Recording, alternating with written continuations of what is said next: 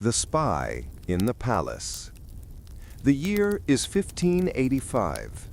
Rain lashed against the leaded panes of Whitehall Palace, a dreary counterpoint to the gilded, feverish ambition within. It was an age of splendor and paranoia, an era where the fate of England rested on the thin, precarious thread of a queen's survival. Ilara knew the palace like the back of her hand.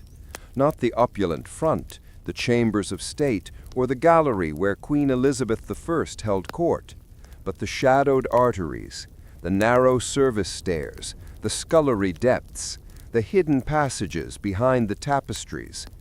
To the casual eye, she was just Ilara, a chambermaid of unremarkable prettiness and industrious silence, a face in the blur of crimson and gold livery. She dusted the Queen's private library, mended the gowns of the ladies of the bedchamber, and carried pewter jugs of hot water to the royal baths. She was invisible. And invisibility, she thought, as she wiped a smear of tallow from a candelabrum in the Queen's antechamber, was the ultimate camouflage. Tonight was crucial.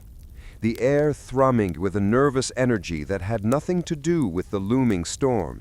The Spanish Armada, though still years from its calamitous voyage, was the phantom limb everyone felt, an unseen fleet sailing toward English shores. Sir Francis Walsingham, the Queen's spymaster, a man whose shadow was said to be darker than the night, had intercepted worrying reports of a new treaty between King Philip II of Spain and certain Catholic nobles in the northern English shires.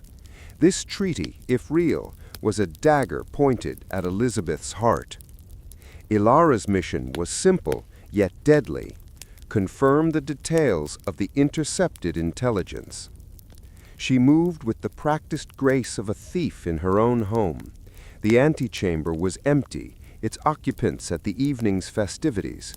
Her target was the adjoining room, Walsingham's temporary office when the Queen was in residence at Whitehall, a room usually guarded, but momentarily cleared while the spymaster attended the banquet.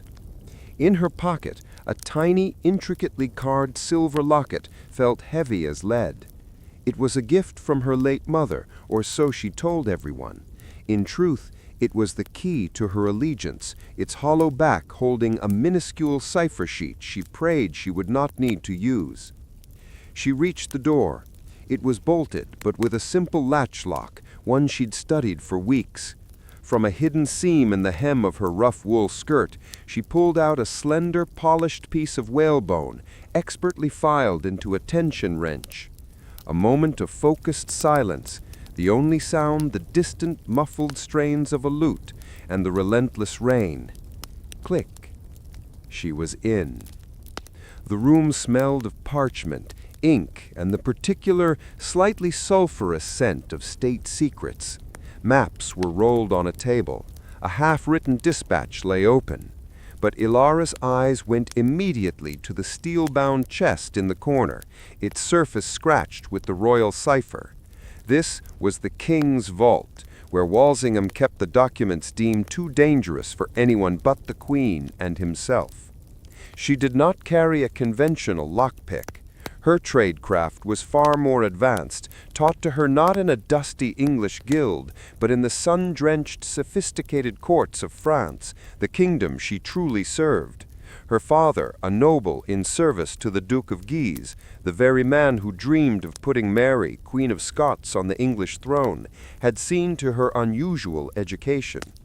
Her real name was Héloïse de Valois, and she was one of the Duke's most prized and most deeply planted assets. She pulled out a small segmented brass tool from a pocket hidden beneath her apron. It looked like a mundane piece of sewing equipment, a thimble holder, but when assembled, it became a key reader, a device for taking an impression of the lock's internal mechanism. But as she bent to her work, a sound cut through the silence. Not the guards, not the rain, but a soft, rhythmic thump from the floor above. Someone was moving through the private apartments, someone who should not be. Before Ilara could react, a shadow fell across the doorway. She froze, her hands hovering inches from the steel chest. "Well, well," a voice purred, smooth and low, with a slight Irish lilt that was instantly recognizable. Ilara slowly turned. Standing in the doorway, a silver candlestick clutched casually in one hand, was Lady Saoirse O'Connell, a newly arrived Irish noblewoman and one of the Queen's most trusted ladies-in-waiting. Lady Saoirse was known for her quick wit, her piercing green eyes, and an almost reckless political ambition.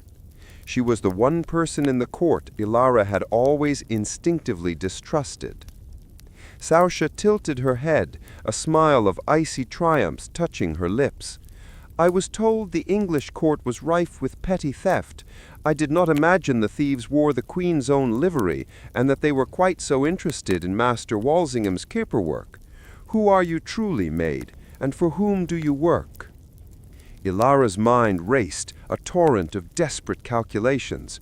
Her disguise was ruined, her mission was compromised, she had been careless, or perhaps Saoirse had been waiting. "I was sent to fetch a lost inventory list, my lady. Master Walsingham left it here, and the kitchen needs to account for the royal silver." Saoirse took a slow step into the room, the candlelight glinting in her eyes. "A list of forks and spoons, inside a bolted vault in the dead of night. Such industry! Come now, Eloise, I think we both know a lie when we hear one." Ilara's heart seized.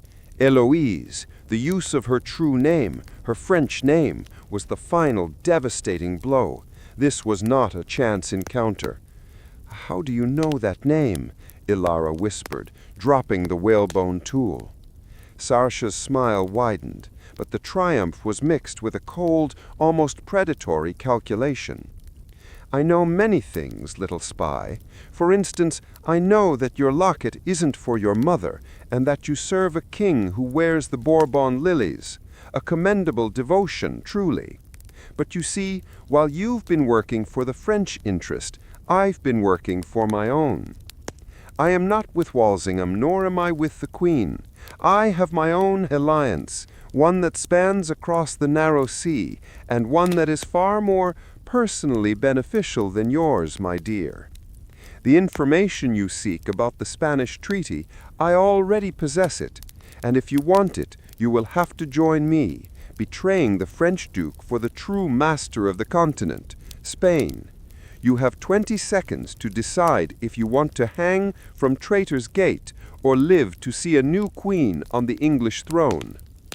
The choice presented was a chasm, an immediate, brutal end to her life of deception, or a plunge into a deeper, far more terrifying web of espionage, one where she would become a double agent, serving a kingdom that despised the one she was born to serve, all to save her own skin. Ilara looked from Saoirse to the steel vault, then back to the lady-in-waiting's expectant face. The rain hammered on the windows, and the weight of two rival empires pressed down upon her. The game of survival had just begun. Ilara did not hesitate for long. The instinct for survival, honed by years of living a lie, was stronger than her loyalty to a distant duke. Hanging was an absolute end. Compromise offered a terrifying chance to breathe. "The Spanish interest," Ilara said, her voice dropping to a low, intense murmur, the maid simper entirely gone. She was Eloise again, the trained agent. "But I need assurances. Why me, and why are you not already at the feast, Lady Saoirse?" Saoirse O'Connell's face, usually so composed in the flattering lights of the court, held a sharp, calculating gleam. She was beautiful in a fierce, untamed way, a stark contrast to the Queen's pale, severe elegance. "You are good, Eloise," Saoirse replied, taking another measured step. "Very good. To penetrate Walsingham's defenses, even momentarily, speaks of excellent training. France values you highly. That makes you a prize. We do not destroy prizes, we turn them." She gestured toward the locked steel chest with the silver candlestick. As for the banquet, the Queen has a migraine, or so she claims, and retired early. The celebration has become a dull affair of aging courtiers getting drunk on Malmsey. I plead a sudden fever and slipped away. You, my dear, were the target of my fevered night hunt. Sorsa lowered her voice further, the change in tone marking a shift from threat to conspiratorial confidence. Listen closely. Walsingham's intercepted treaty is genuine, but he only has half the picture. The alliance between Spain and the English Catholics, the Northern Lords, is not just about invasion. It is about succession. They aim to discredit and remove the Queen, yes, but their true goal is to install the most devout Catholic noble on the throne, bypassing even Mary, Queen of Scots, if necessary, or using Mary as a temporary figurehead. Ilara felt a chill deeper than the night air. This was far more dangerous than simple French maneuvering for influence. This was high treason with a specific, organized purpose. "And how does this benefit you?" Eloise pressed. "You are an Irish noble. The Spanish seek a Catholic English queen. They will not favor an Irish dynasty." Sarsa laughed, a brief, harsh sound. "The Spanish do not know everything. My family, the O'Connells, have long been marginalized by Elizabeth's policies in Ireland. I do not care which foreigner sits on the throne of England, so long as that foreign hand removes the English boot from my homeland. I have made a direct arrangement with Philip II's agent. I provide the palace intelligence, and when the new regime is established, the Crown will recognize the O'Connells as the rightful sovereign rulers of Munster." It was a staggering ambition. Sarsa was playing a game for a kingdom, not just a noble title. She saw the Spanish invasion as a lever to pry Ireland free of English rule. "You want me to confirm the location of the complete treaty details and then inform your Spanish contact," Ilara summarized, her mind already calculating the logistics. "Who is your contact?" "Master Sebastian Montfort. He poses as a Flemish wool merchant in the city, but he is Philip's chief intelligence officer in London. He is waiting in a safe house near the wharves. Tonight you will go to him. You will tell him that the intercepted documents are in the steel chest and that a key to this vault is kept not by Walsingham, but by the Queen herself on a chain worn beneath her nightgown." Ilara's eyes widened. "The Queen's private suite? That is suicide." "That is why you are perfect," Sarsa said, a cold edge returning to her voice. "As a chambermaid, you will be in the Queen's proximity tomorrow morning. I, as a lady-in-waiting, am far too closely watched. You will provide the necessary details for Montfort to plan a swift operation. He needs to know the layout of her private suite, the schedule of her guards, and the placement of the key." Sarsa stepped close, holding the silver locket with her free hand. "Your first act of allegiance to me, Eloise, is to give me the French cipher from this trinket, a token of your newfound loyalty." Ilara hesitated, a flicker of panic in her eyes. The cipher was her only guaranteed means of communication with her true masters. Giving it up meant burning her bridges to France entirely. But Sarsa's grip was firm, her eyes unblinking. With a heavy sigh, Ilara carefully popped the miniature clasp and handed over the rolled, brittle slip of paper. Sarsa tucked it into her sleeve with a satisfied smirk. "Excellent. Now the palace route. You will exit through the south postern gate, the one the laundry carts use. It will be unbolted until midnight. Give the guard, old Hugh, this coin." Sarsa handed her a distinctive, counterfeit gold coin stamped with a poorly rendered Tudor rose. "It is a signal that you are one of our people. When you meet Montfort, tell him his favorite wine is Madeira, not sherry. That is your second code. Now go, and know this. I have eyes in every corner of this palace, including among the chambermaids. Try to betray me, and before dawn, the French will know you have sold them to Spain, and both England and France will call for your head." Eloise, the French spy turned Spanish informant, nodded curtly. The storm outside seemed to mock her terrifying new reality. She was alone, caught between three great powers, England, France, and Spain, and tethered to the most dangerous player of all, Lady Sarse O'Connell. She had to get out, but one thought gnawed at her, a crucial detail Sarse had either missed or omitted. Walsingham's documents often contained false trails to expose spies. Before going to the Spaniard, she had to know exactly what was in that chest. She needed to see the treaty, not just report its location. The key is on a chain beneath her nightgown. That was a risk too great to take on a guess. As Ilara slipped out of the office and melted back into the shadows of the service passage, a new plan was forming. She would go to Montfort, yes, but first she would attempt an impossible feat of espionage. She would follow Sarse O'Connell to find the Spanish safe house and then double-check the steel chest before she delivered the information. Only by possessing the truth could she hope to survive this new deadly game.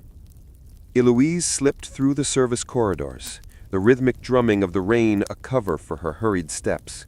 The fear of being exposed by Lady Sarse O'Connell warred with a desperate burgeoning curiosity. Sarse's ambition was colossal, a sovereign Irish kingdom granted by a victorious Spain.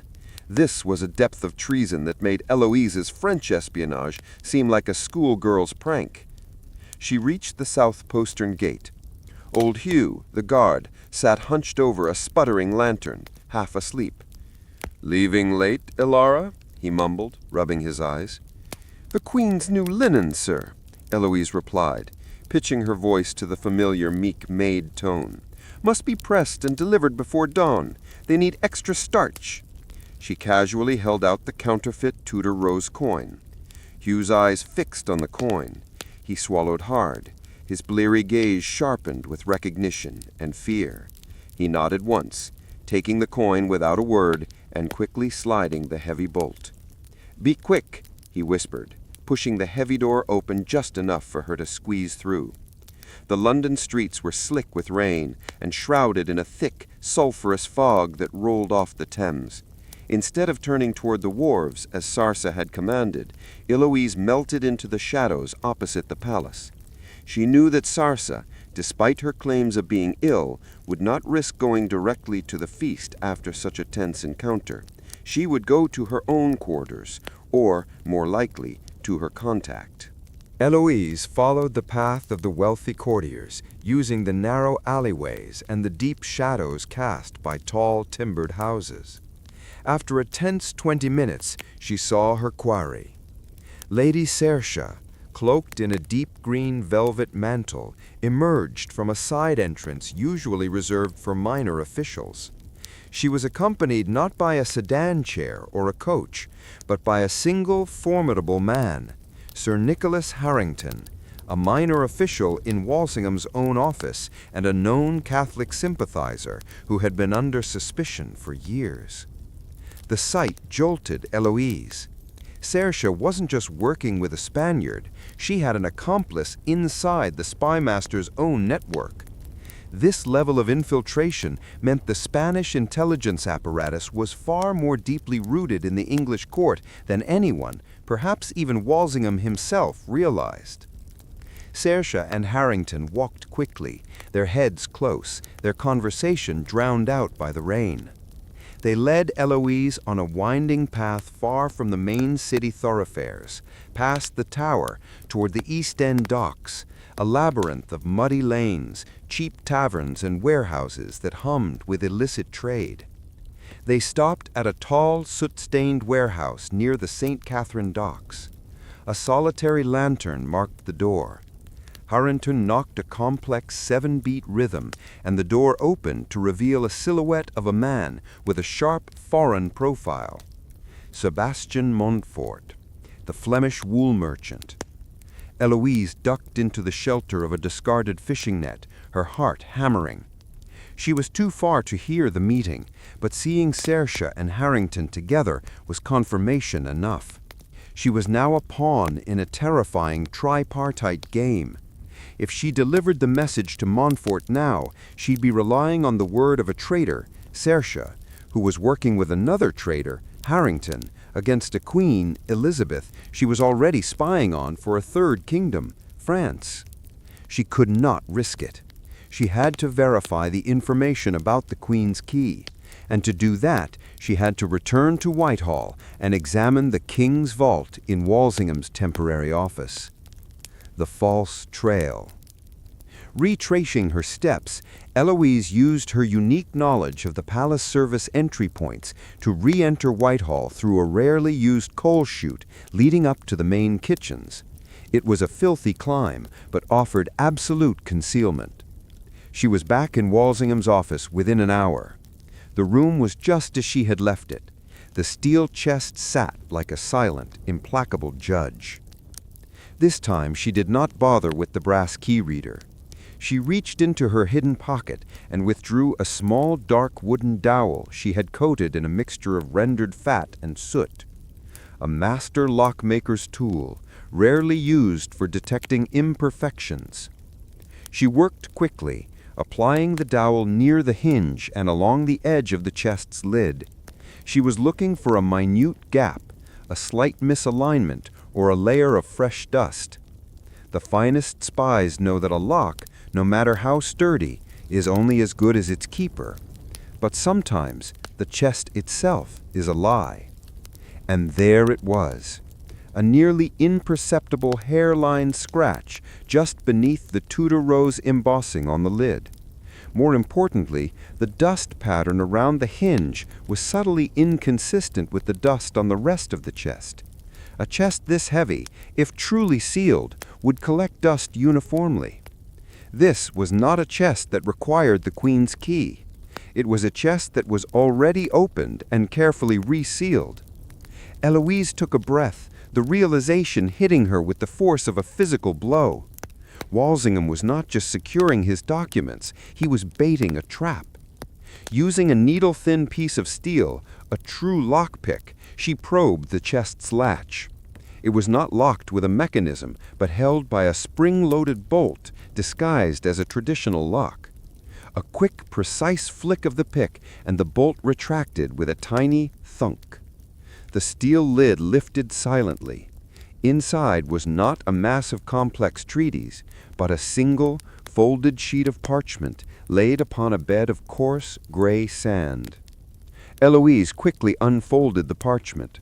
Her eyes scanned the elegant script. It was a highly detailed document, appearing to confirm the entire Spanish Northern Lords' conspiracy. It even named specific noblemen. But then her gaze fell upon the very last line, written in a different, heavier hand, a hand she immediately recognized as Walsingham's personal cipher. They will pursue the Queen's key in the belief of success. The key is here. The truth is in the ledger. Eloise felt a wave of dizzying panic. Walsingham had planted a document designed to be stolen, a false trail to confirm the identities of his enemies.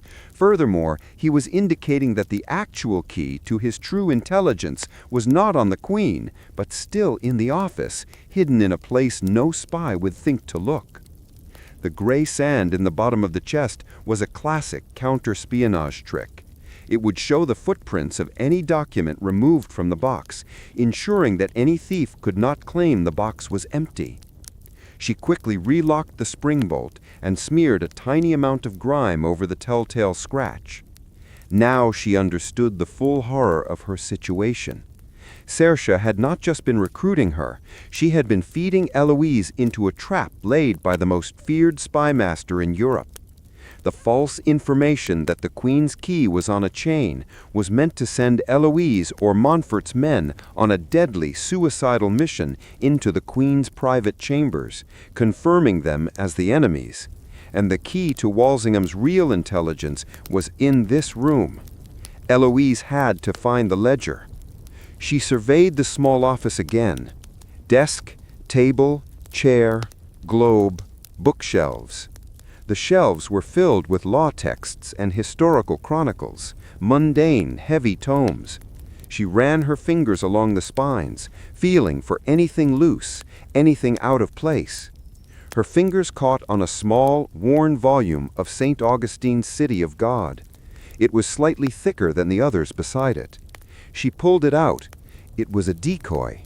The cover and first 3 pages were hollowed out, forming a small, secret compartment. Inside, nestled on red velvet, lay a single, heavy iron key, the true master key to the king's vault, and beneath it, a tiny leather-bound book, the Palace Ledger. This was the prize. Eloise slipped the key and the ledger into her apron pocket. She had only moments left. She needed to deliver the original false message to Sebastian Montfort to secure her place in the Spanish conspiracy, but now she was armed with the truth and a new, terrible realization. Walsingham had allowed the false trail to be known.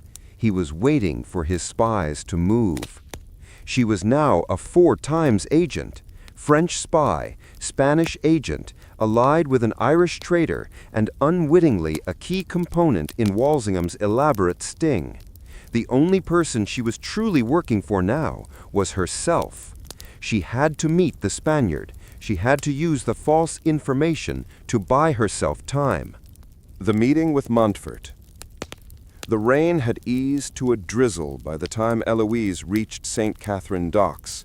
She found the warehouse door and gave the 7-beat knock, her heart beating the rhythm of a retreat. The door was opened by Sebastian Montfort himself. He was not the robust Fleming she expected, but a gaunt, intense man with sharp, intelligent eyes, dressed in the dark, severe clothing of a Spanish courtier. Harrington and Circe stood behind him, shadowy figures in the lantern light. "You have information made," Montfort stated, his English heavily accented, wasting no time on pleasantries. "Yes, sir. My Lady Circe sent me." "His favorite wine?" Montfort demanded. "Madeira, not sherry," she recited. Montfort's gaze was piercing, assessing her fear. "The location of the intercepted documents?" "They are in the steel-bound chest in Master Walsingham's office," Eloise whispered, exactly as Circe had instructed. "And the key, sir, the key the Queen keeps herself. She wears it on a silver chain beneath her nightgown when she retires. It is the only way in." Montfort nodded slowly, his lips curling into a satisfied smile. "Excellent work, little servant. You have done more for the true faith tonight than Walsingham's entire network has done for his heretic queen." He reached into his doublet and handed her a heavy purse of Spanish silver. "Tell your mistress that we move on the Queen's chambers tomorrow night during the masque.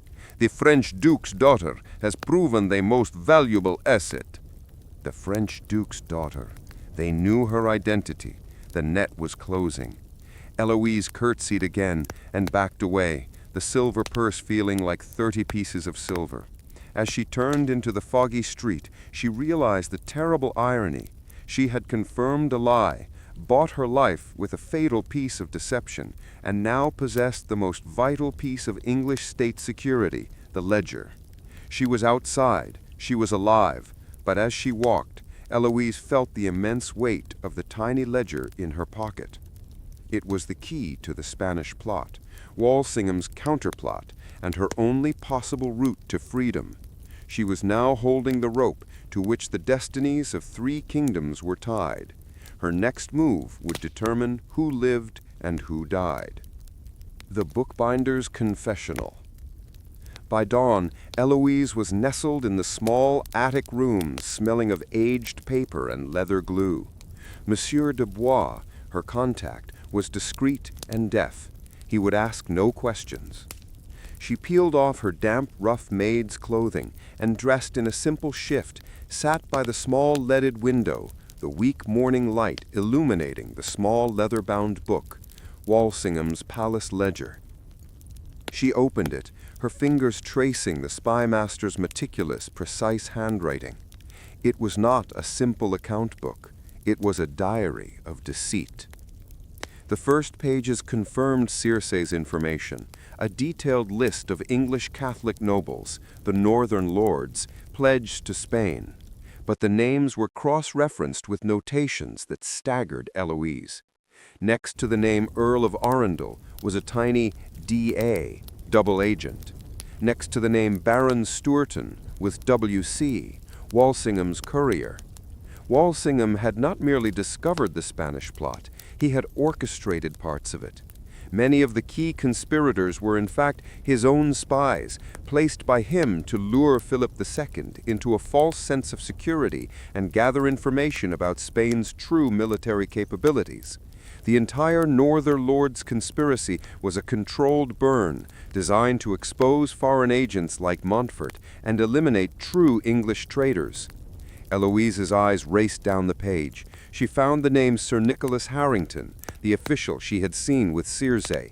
His notation was brutally simple: bait. He was a deliberate decoy, placed to attract foreign intelligence handlers. She turned the page, and her own world came crashing down.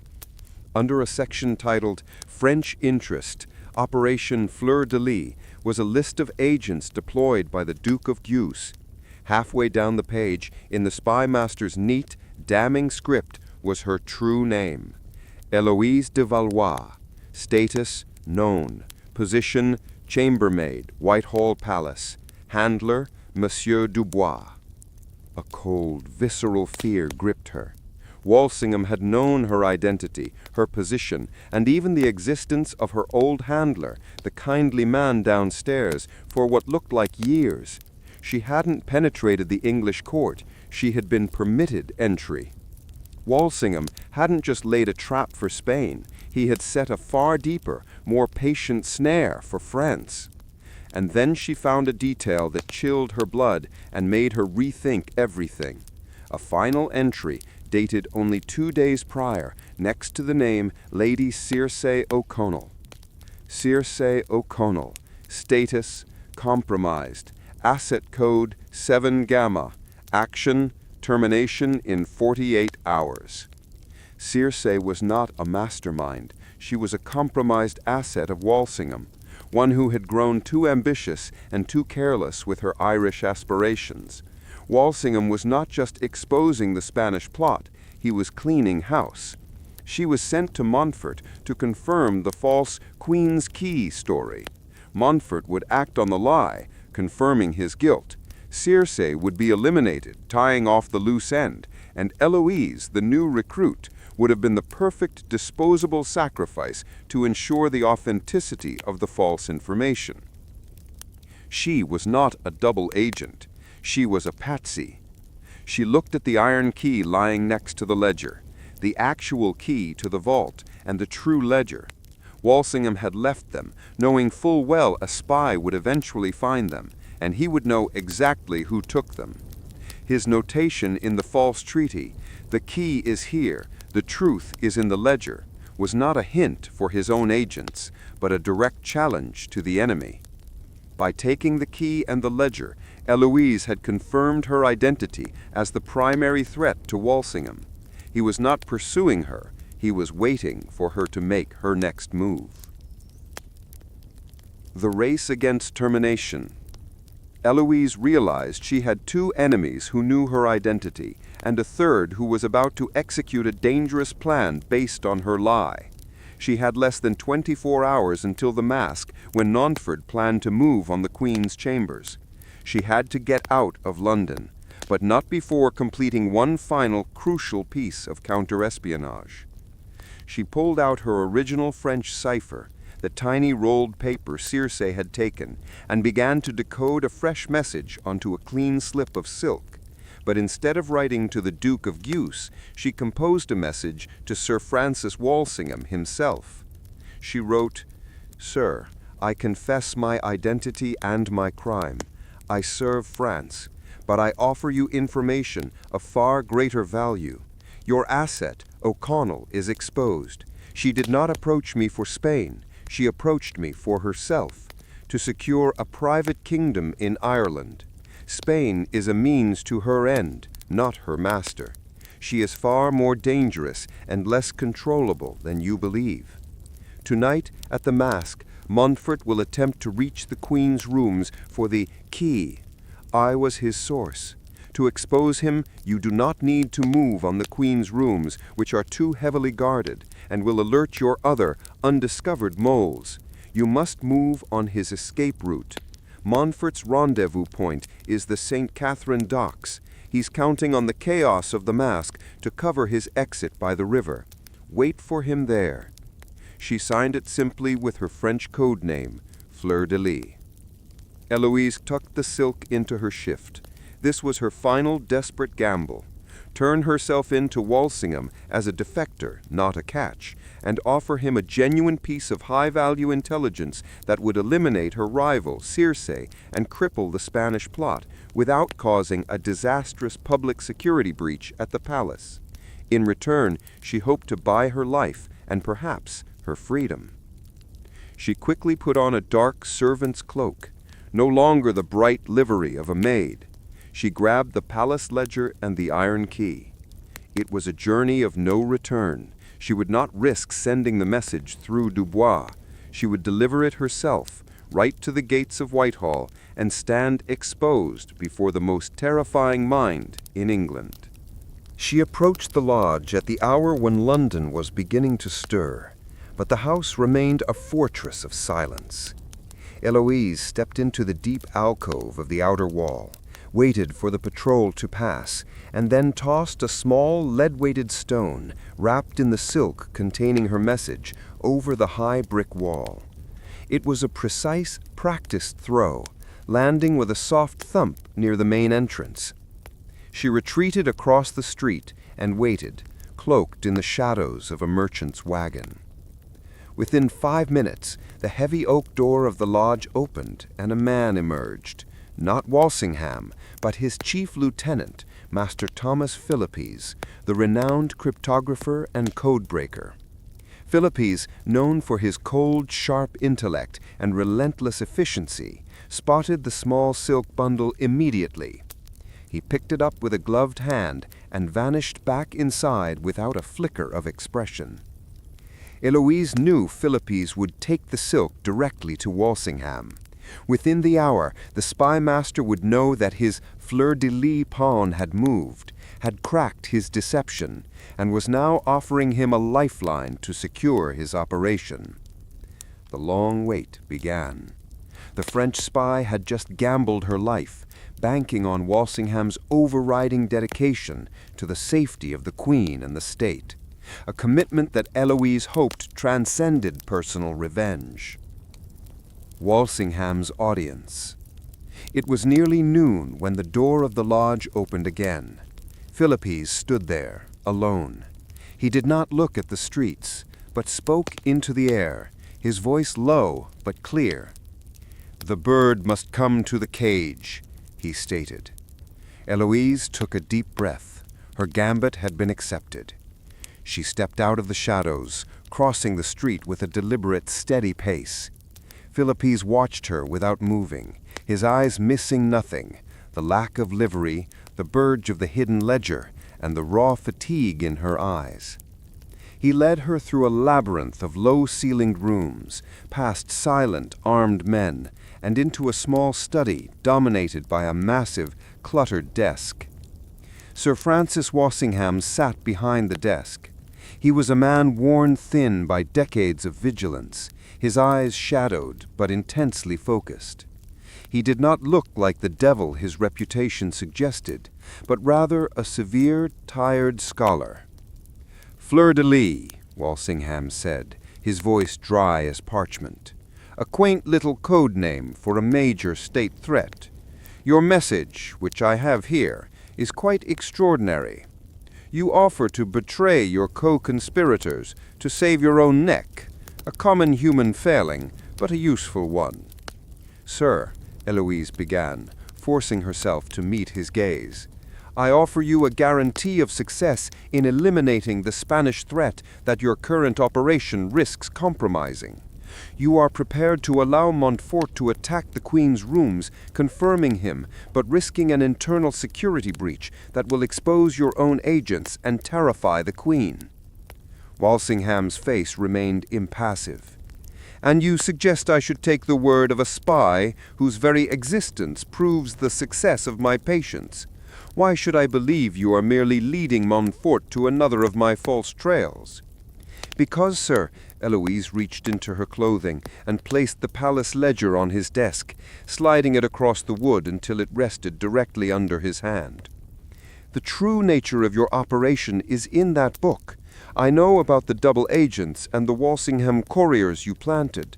I know Sir Nicholas Harrington is bait, and Lady Saoirse O'Connell is a compromised asset you plan to eliminate after she served her purpose in luring the Spaniard. Walsingham picked up the ledger. The silence in the room stretched, thick and painful. He opened it, glancing at the page detailing the northern lords, then quickly turning to the section on fleur-de-lis, and finally to the last entry on Saoirse O'Connell. He looked up. His eyes for the first time held a flicker of something akin to respect. You were meant to be the final layer of deception, maid, to be killed or captured in the Queen's chambers, confirming the key was on her person. Instead, you found the genuine articles. You have disrupted my most sensitive operation. I have saved it, Eloise countered, standing tall. If you move on the Queen's chambers tonight, you will secure Montfort, but lose the chance to turn his own people. If you move on the docks, you capture Montfort, O'Connell, and Harrington together. One net for 3 enemies. It's clean, swift, and the Queen's security remains unquestioned. She laid the iron key next to the ledger. The true key to the King's vault, sir. I have nothing left to withhold. The spymaster's decision. Walsingham closed the ledger, his gaze fixed on Eloise. You are an excellent spy, Eloise de Valois, trained by the Duke of Guise, dedicated to the Catholic cause. You have committed high treason against the crown of England. The penalty is the block. Eloise waited for the axe to fall.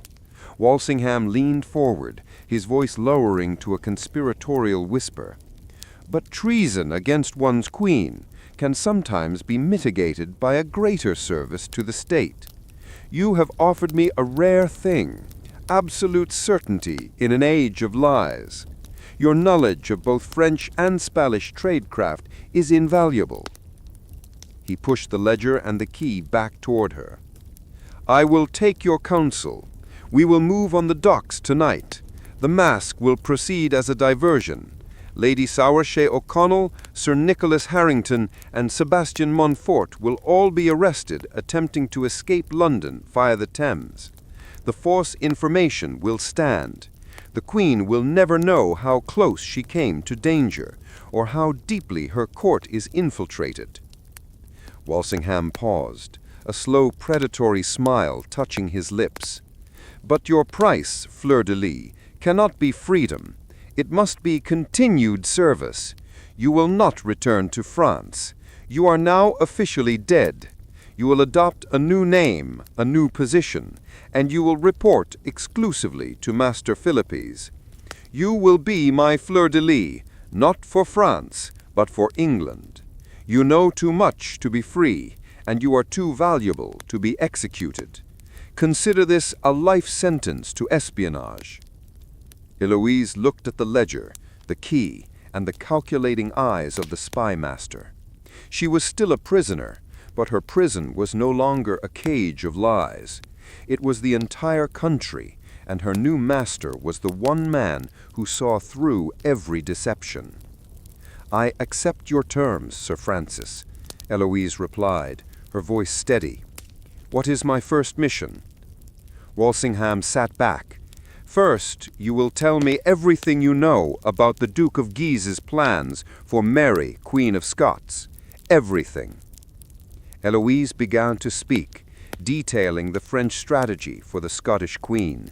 The storm of her betrayal had passed, but the new life she was walking into, that of the double-turned, quadruple-aware agent of the English crown, was far more complex and perilous than the life of the simple French spy she had once been. As dusk fell, Whitehall Palace began its transformation for the evening's masque. Eloise, under a newly assigned name, Mistress Lyra, a personal assistant to Philippe, was smuggled back into the palace. Her new role gave her immediate, unimpeded access to the service corridors and, most crucially, to the information that flowed through Walsingham's network. Her first task was to observe. From a shadowy alcove overlooking the grand staircase, Eloise watched the players in the night's drama arrive. Lady Saoirse O'Connell swept past, radiant and confident in a gown of emerald green.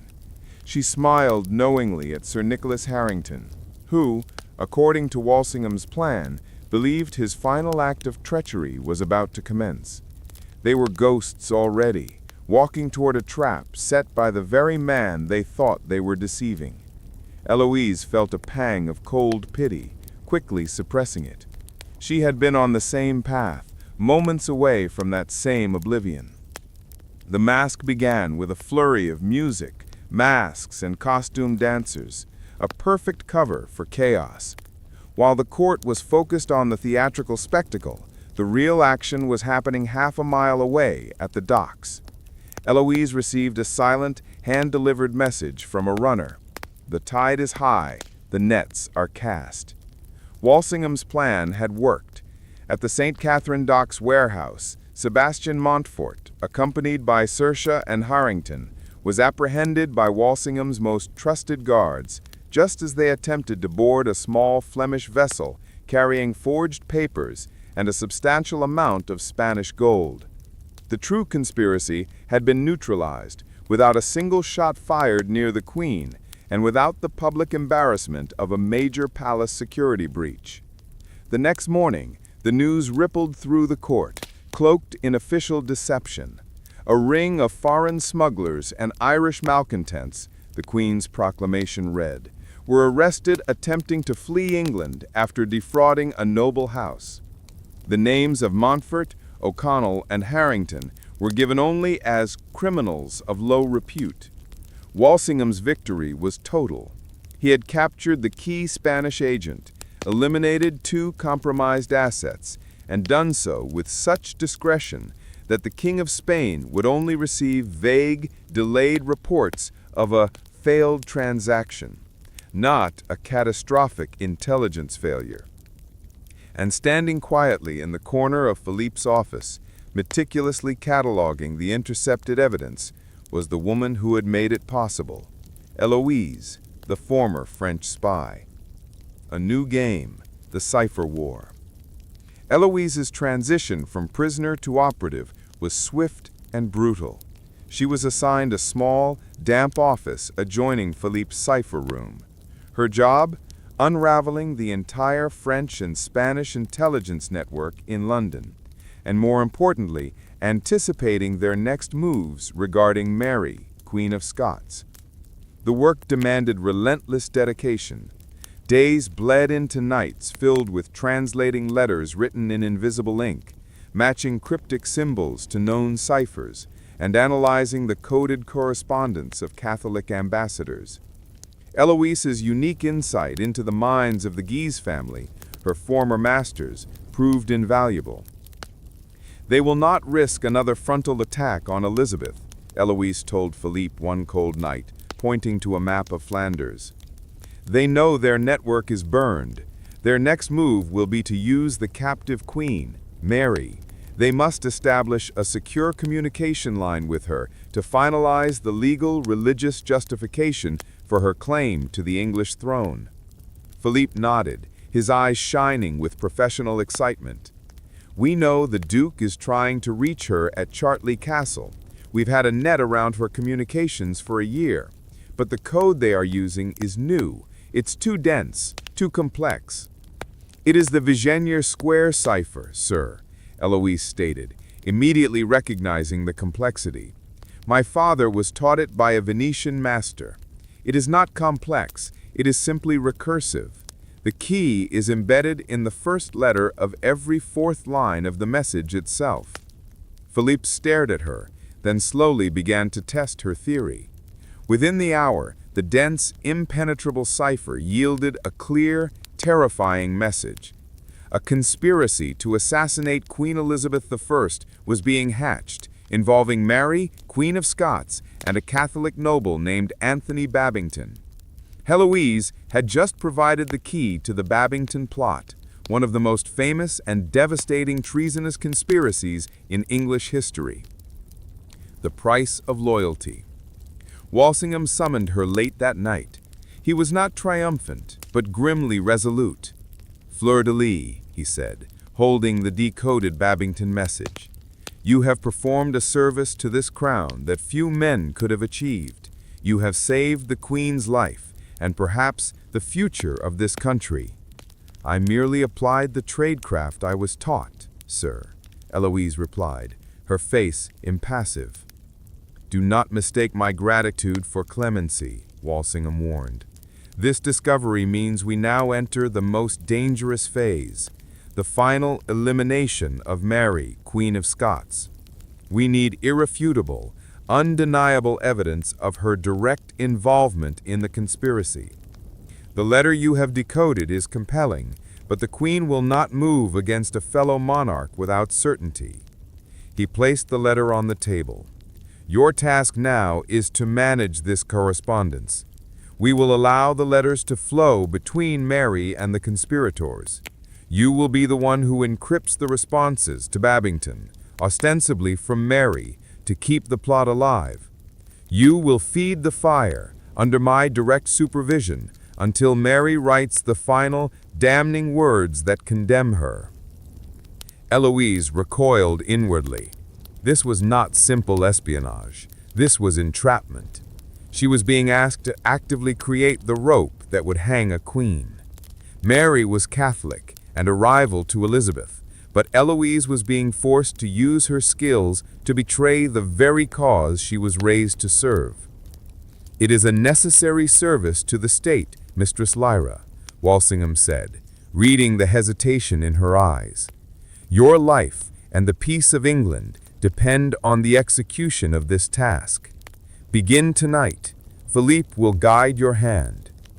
The former French spy was now a critical player in one of the most politically explosive chapters of the Tudor dynasty.